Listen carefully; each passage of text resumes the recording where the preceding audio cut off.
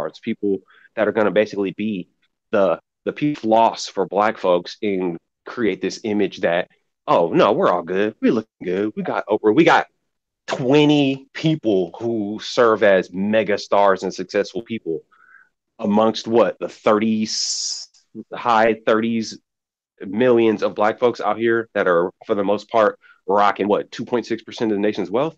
You see what I mean? Uh-huh. They pulling a fast one. So while it is on autopilot, they are letting us learn things. They got so locked down because they have our mentality locked in to the point where we even self-police ourselves. We have people who actually go hard for our oppression, and when you speak against it, oh, you're on some coon shit. Oh, you think you too good. You think you're better than me. You know yourself. You got family members that's in the hood. You ain't better than them. I'm like, yeah, I never said I am. But you guys keep talking about collectively where we're going and are we getting somewhere? You can't have the discussion about where we're collectively going, but then turn around and say it's okay for people to be in a situation of acceptance of a lesser than mentality. Can't have it both ways. Sorry. Can't have it Right. both ways. Get out of your feeling. That's it. So, to that person's point, they are letting us do certain things, but here's the game changer. Here's the whole double edged sword that they have to be very careful about. And they talked about net neutrality. They're locking down YouTube. We're already seeing how they're doing it. It's a real precarious situation they're in. There is mass media, there's mainstream media, there's this thing, this amazing thing called the internet. This Mhm. is unprecedented in known history. We are in the fucking future. This thing is the ultimate double-edged sword that could totally lock in some type of NWO scenario, or that could undo it. If Black folks from non-Black owned mainstream media and primarily locked into our own messages given by our best and brightest, we could actually have a chance at sorting this out.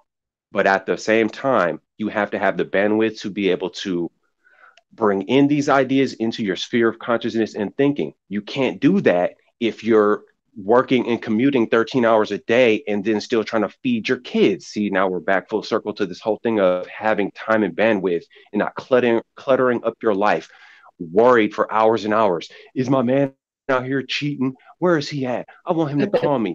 Or young dudes out here, man, like I literally get DMs, AM1. I like what you say, man. You're saying some real cool stuff, but I want to talk to you and ask you about how I can meet this type of woman, how I can Mhm. do this and the third regarding a woman. Basically, young dudes in their 20s. What can I put my dick in? AM1, help me do that. Help me do that. This is where the bandwidth and thinking is. How can I Mhm. seem like these rap dudes like a 21 Savage? How can I seem like I'm a Migos dude? How can I have, how can I go bang some thoughts? How can I go pull a bitch? How can I, you know what I mean? Like, you see where I'm going with this? That's Low prominent in vibration. young Black America.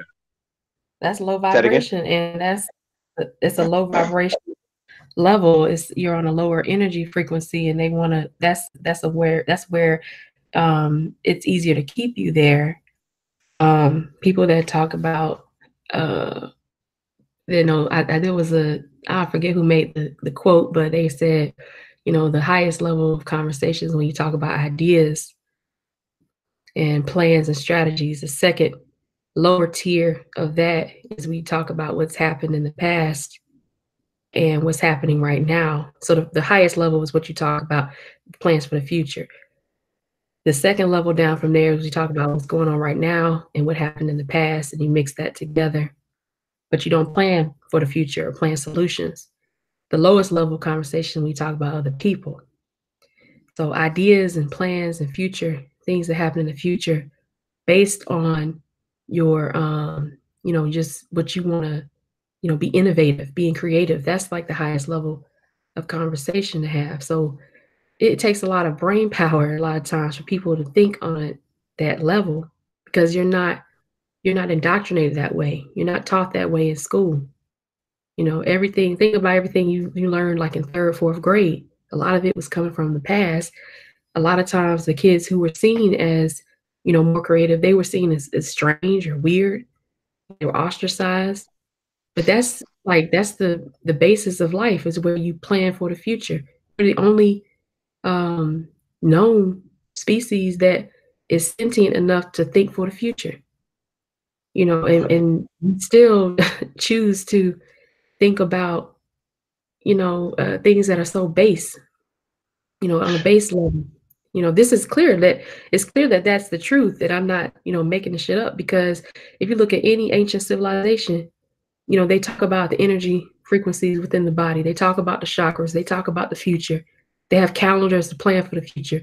Now, some of the calendars might have been incorrect, but they at least had the sense to plan for the future and not wait around for, something devastating to happen to them. Even if they didn't have the weaponry to defend themselves, they knew we need to plan for a harvest. We need to plan to move. We need to make sure that we're nomadic and mobile enough to get the hell out of here if necessary. They knew that that's what they needed to do. And people say, "Oh, well, that's common sense." It's not common sense, because look at what's happening right now. Hmm. Such common sense. Why are we in 2019 still struggling with the same things that people dealt with tens of thousands of years ago? Basic stuff. If you don't have a house, even a rat a female rat, and I can go lower than that on the species chart, but a female rat or mouse, musculus, that's the species name, genus and species name. She will not mate with a male mouse until there is some type of nesting situation ready for her. Rats are even more stringent. Female rats even more stringent. She won't even mate with the male if he's sick. If he's diabetic, got glaucoma, gout, heart disease, overweight, whatever, she's gonna be like, I ain't about to have sex with you. She won't do it. She will wait until she finds a rat, and this has been done. Studies have been done. She'll wait for a male rat that is viable for her, and the same goes the other way. But she will not mate with a male rat that's not viable, that does not have the ability to have a place for her. She's like, no, I can't have kids with you. And on the other side, I mean, yeah, we can screw whatever, but I ain't about to have no kids with you. And sometimes what will happen with some animals in that in the rodent families, their children are not viable. If their children are not viable, they kill them, they eat them. Okay, so you look at that, you look down, go to bumblebees, honeybees, look at fruit flies. They have a dance they do. If the male does not do the dance properly as a Drosophila melanogaster, which is a fruit fly, if the male does not do the right dance and flip his wings the right way, meaning that he is biologically viable, and by behavior, he's viable, which means by behavior, you're able to produce a living situation for all these thousands of kids we're going to have, all these eggs. If he can't do that for her in the time that he's supposed to as a mature fruit fly, she walks the hell off and goes to another male. It's up to the females. Now, if you look at insects and rodents, and the females make the decisions from that lowest common denominator type of thing. And this is not even talking about chakras. This is talking about biology. Mm-hmm. Why is it that, and I'm not beating down on women, I'm just saying as women, we have a responsibility as well to hear out what you're saying and internalize it, But what's her name? The hand I fan with, she just said it, the strongest of the species continues. Exactly. So the males who are not willing, like the fruit flies, to do the dance and to properly court, because that's what it's called. It's called a courtship dance.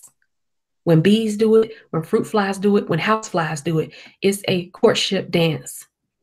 If you can't do the courtship dance, you don't get in my pants. That's how it works. It's real simple. Therefore, you are inviolable as a male, and you will not carry on your seed to the next generation. Now, that's extreme, but if it happens in nature, there's going to come a time where things work in a cycle. And if things happen in nature, they usually happen with us too, as humans in civilization. And I see that that's probably going to be happening sooner than later. That's just my 5 cents on it, but I could be wrong. Wow. Amazing, amazing. And see, right there, if I would have said something like what you just broke down and made that association, I would have a lot of women and a lot of men on my head about that, because the implications of what you just broke down. But anybody really applying some logic would say what we're doing right now, and ultimately the state of society that we've arrived at and been pinned down into is anti-nature. And we're seeing it in the interpersonal relationships and interactions in a lot of ways. And it's so Mhm. true. To a certain degree, based on what you just said, we have de-evolved lower than the state of what instinctive concepts that animals and insects just naturally behave as. Like we're in an unnatural situation. And it makes sense. We do have the internet, we have automobiles. None of that is actually nature. We had to invent that. We had to create that. We had to Right.